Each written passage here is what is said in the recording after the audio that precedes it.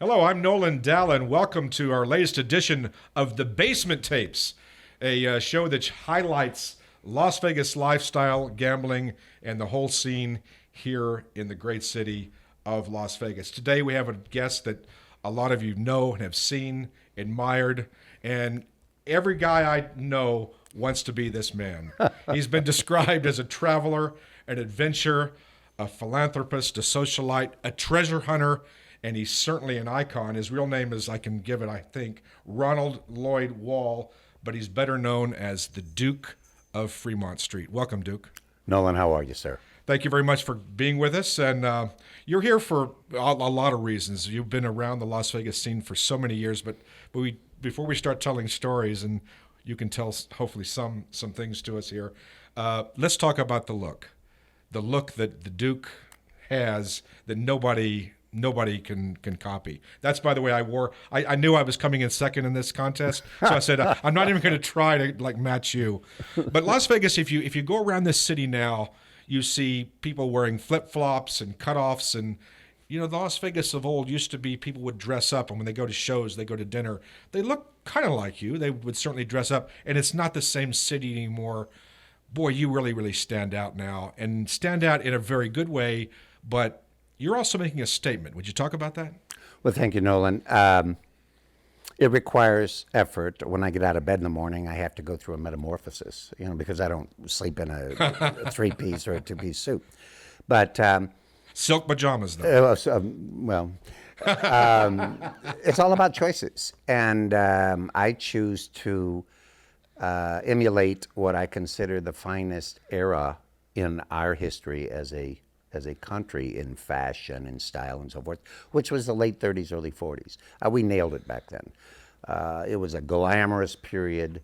The platinum blonde women in their sequin nightgowns, pardon me, you see where my mind's going, in their sequin dresses, and the men in their tuxedos or their double-breasted suits and their top hats or their fedoras, and the big cars with the, with the big grills and the big hood ornaments and so forth.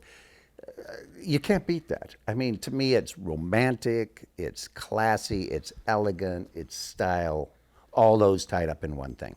And what I want to try to do is preserve what precious little is left of that memory.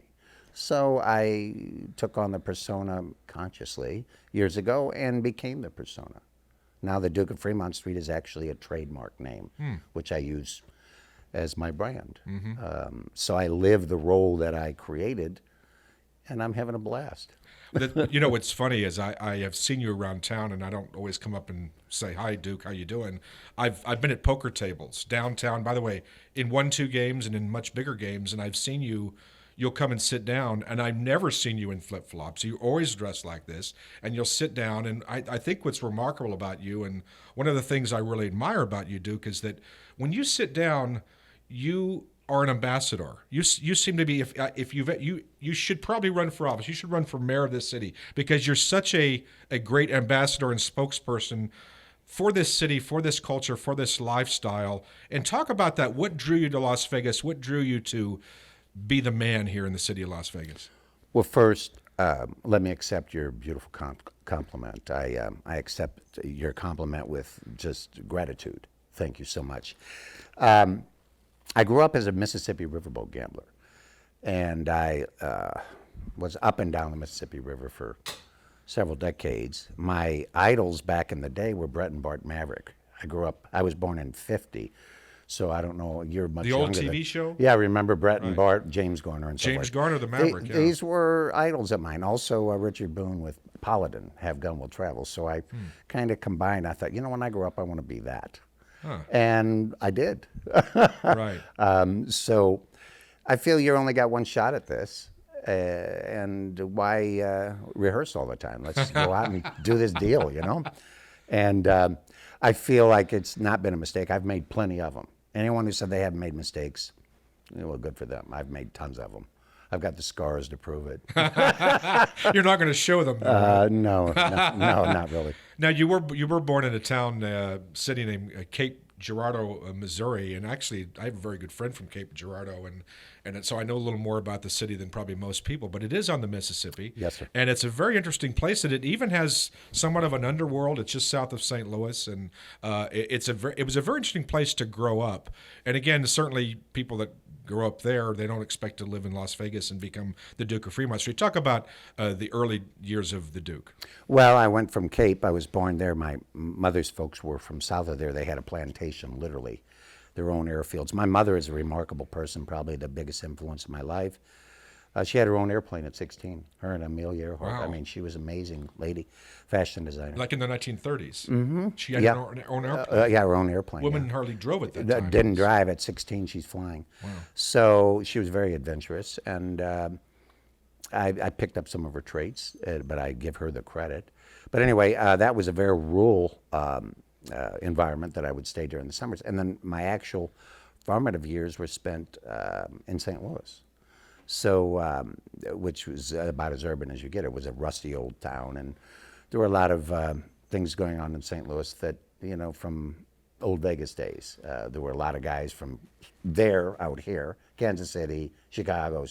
I don't need I say more. It was a very, very interesting time. Yeah. Well, how'd you get to Las Vegas? I mean, from doing the collectibles and somewhat of an artist to politically connected. How did you end up here? By accident, actually. One of my, when I was younger, in St. Louis, I was a Mississippi River gambler, as I said, but I would take a junket to the Bahamas in the morning and fly down to Freeport and lose, and then fly back to St. Louis with my head pounding against the plane. Or I would go to AC. Atlantic City opened up in '87 and so forth. And then I moved down to the Gulf Coast, with Biloxi, Ocean Springs, Gulfport, because everything opened up. Then Tunica. Mississippi was wild back in those days. It was great poker. Well, on a whim, my third ex-wife decided to take, we weren't married at the time, but she decided to take me on a jaunt over to Vegas, which we went. And I fell in love with this place. I thought I was in Mecca. I thought I had died and gone to heaven. So we stayed for a week or so, and I never did go to the hotel room. I mean, I was out playing poker every joint in town, the old Aladdin. You remember some of those places. Right. And we flew back to St. Louis. I never left Lambert Airport. She went on about her business. I booked another return flight, went right back to Vegas, said, this is where I've got to be. So I made a couple attempts in the past to live in Vegas. They didn't work out well because it's a tough town to anchor your roots in. You have to have connections, which I have an abundance of connections. Now, when I came here, I didn't know anybody. This third time's a charm. I've been here a couple of decades, and I'm thriving, and I call it home. It's funny. A lot of people dream of moving to Las Vegas, becoming a professional gambler, playing poker, betting sports, doing what have you. There's that old saying, it's a tough way to make an easy living. Talk about that. Well, you nailed it. It really is. Poker is very difficult. Right now, it's more difficult than ever. Mm-hmm. Back in the day, when I say the day, 2 or 3 or 4 decades ago, poker was a cinch. I felt I had an edge. Today, with the young bloods in the business and so forth, and the internet and the gamblers, it's tough to beat that game. It really is. My goal really is to win small. I don't try to go for the big scores because I see people crash and burn. What do you mean by win small? Well, a normal person will walk into a casino with $500 or less and try to pick up 50 grand. I'll walk in with 50 or 100 grand and try to win 500. And you tell me which one would be more challenging. I shoot low and hit the target most of the time. So. And if you do that, 5 days a week, that's well, a hell yeah, of a it's a nice little revenue stream. But we have to have multiple revenue streams in the society we live in today, and I do so. So. And I make no bones about it. You have to be in motion at all times. Fremont Street. I understand this was a moniker that was given to you by a fellow named Roberto Mercer, one of the downtown boys. Talk about that. How did you become known as the Duke of Fremont Street? Well, all my life I've lived a somewhat colorful life, and I've always had monikers because monikers give you the opportunity to be with people and they don't necessarily know your social security number and your address and so forth. So incidentally, my moniker on the Gulf Coast down in Biloxi, Ocean Springs, and so forth, was Doc Holliday. Everybody thought I was like Doc Holliday, so they called me Doc. I moved to the West Coast, Vegas, and I was having a birthday party years ago at Glitter Gulch. It no longer exists. It was a gentleman's club, we'll call it that, downtown. And Right between the Las Vegas Club and no, Minions. yeah, precisely. right. And it closed within. I heard about it. Yeah. Anyway, Roberto named me or dubbed me the Duke of Fremont Street at my birthday party, and it stuck. I mean, from that point on, hey, Duke, Duke, the Duke, Duke, Duke, and then it came to the point where that's the only thing I would answer to. If someone would call me anything but that, I wouldn't acknowledge it. So, and I still wouldn't. The DA calls me Duke. So now, how would I know that? I remember seeing you one of the first times, I think, when I just moved to Las Vegas. There was a signing there was some famous author who was signing books at the Gamblers Book Club. It was Howard Schwartz's old book club, and it was kind of a who's who of the gambling scene. Everyone showed up, and you were there. You were there at a table, and you were so gracious. And Thank you. I remember, sir, you had a violin case. Yes. At the time, you used to carry a violin case. Now, back in the old days, a violin case, somebody dressed like you used to have, that was something different inside. But you would carry, at least up until a few years ago, you would carry cash in the violin case. True? That's very true. In fact, on occasion, I still do.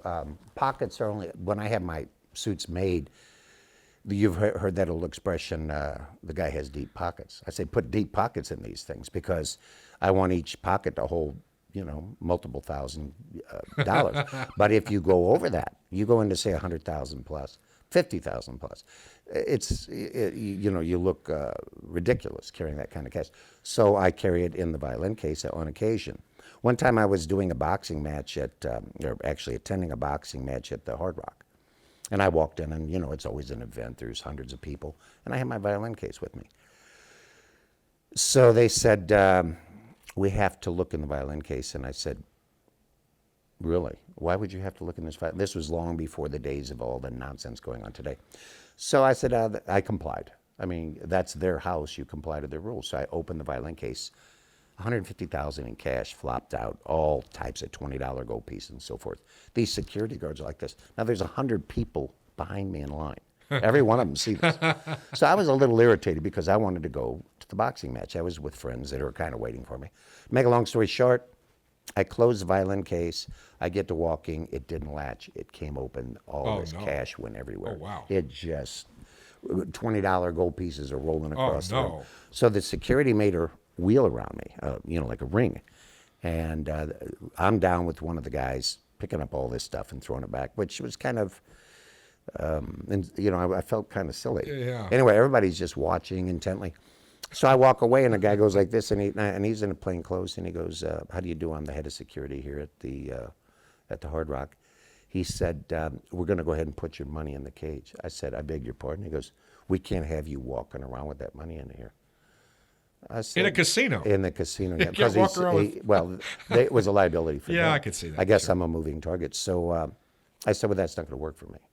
I said, that money stays with me. So they assigned this massive guy to be my shadow, this really nice guy. He was my security guard for the evening. And, I soaked it. I walked around just to be walking around, with this guy. And then I have an entourage at that point. And As though you weren't getting enough attention already. well, I like attention. And you know what? I don't make any bones about it.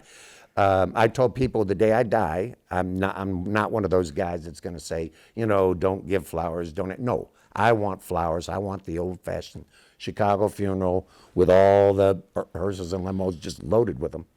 And that's it. And maybe a mausoleum or two. I'm trying to plan ahead. Well, you should have a monument, sir. It probably needs to be somewhere near Fremont Street. We're not going to talk about your demise quite yet, sir. We've got a lot to cover here on the Basement Tapes. We've just talked about a lot about the past, and now we're about ready to talk about in our next segment the future and the present with the King, the Duke of Fremont Street. We'll be right back. Welcome back. I'm Nolan Dalla. We're here on the Basement Tapes with the Duke of Fremont Street. Duke, we were talking earlier about the past in Las Vegas and your own past, and it's fascinating. Now we're talking about the present and the future.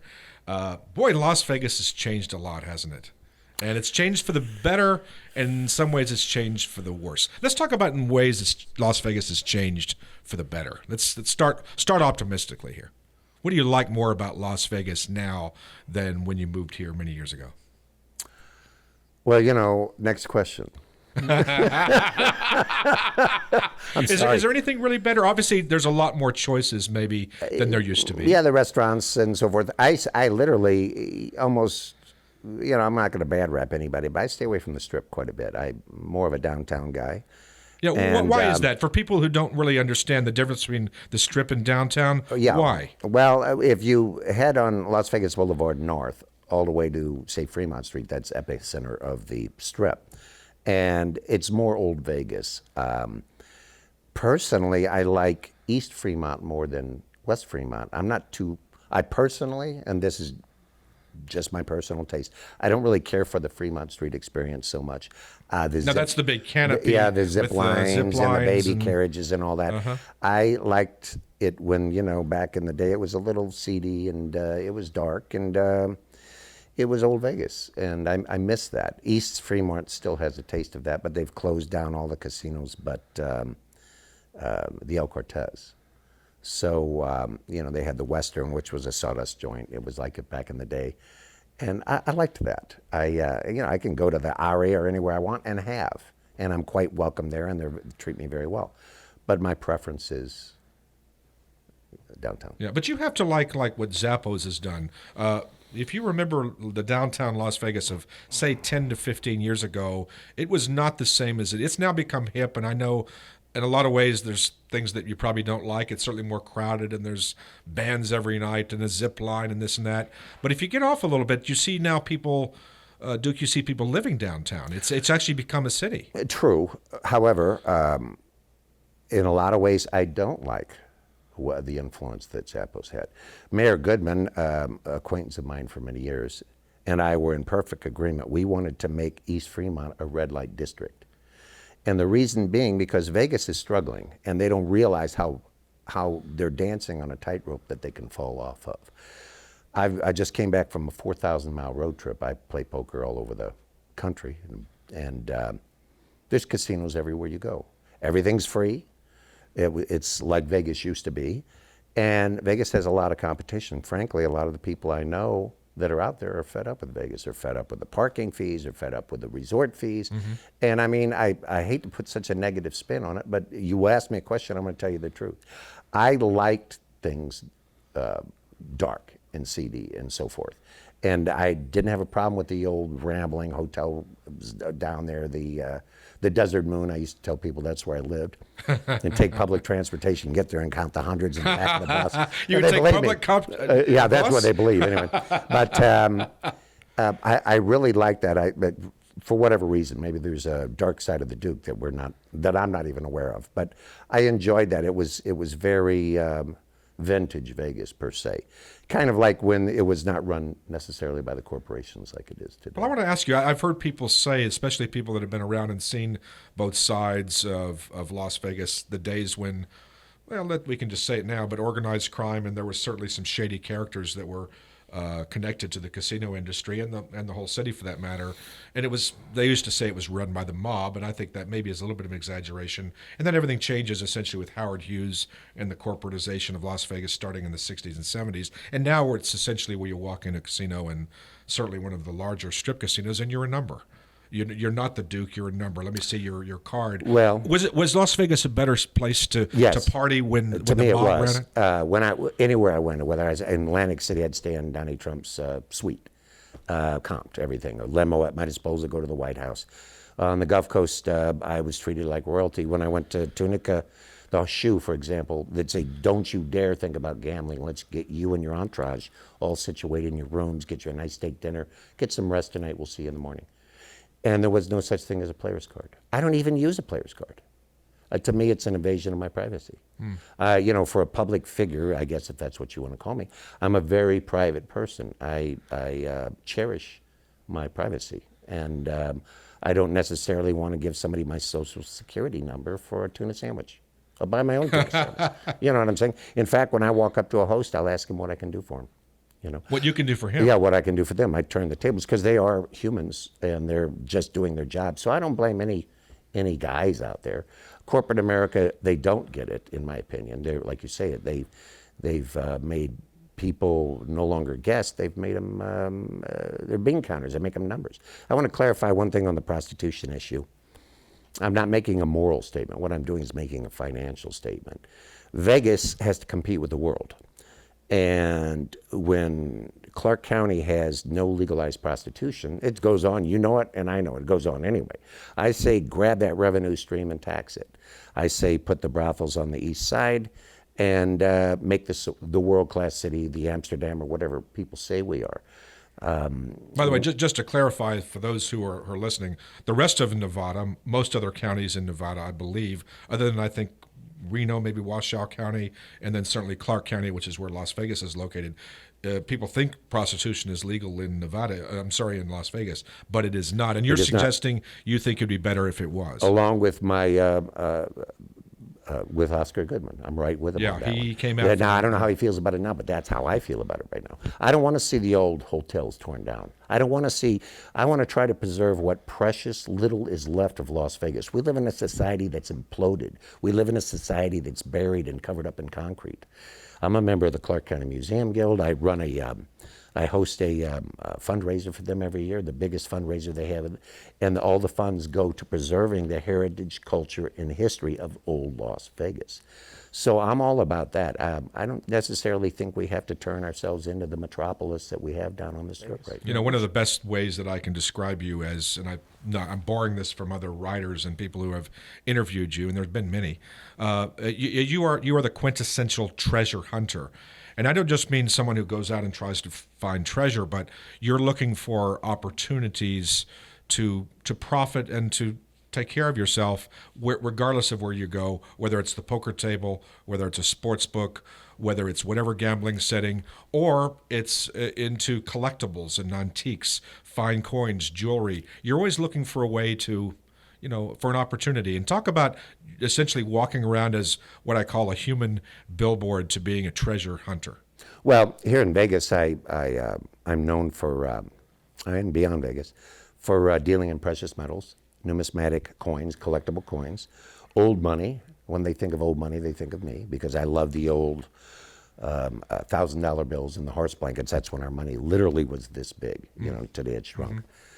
I've always been fascinated with that sort of thing. I believe you're born a collector, you're not made a collector. So some people have a knack for collecting. When I was a child, I grew up very modest means, very poor.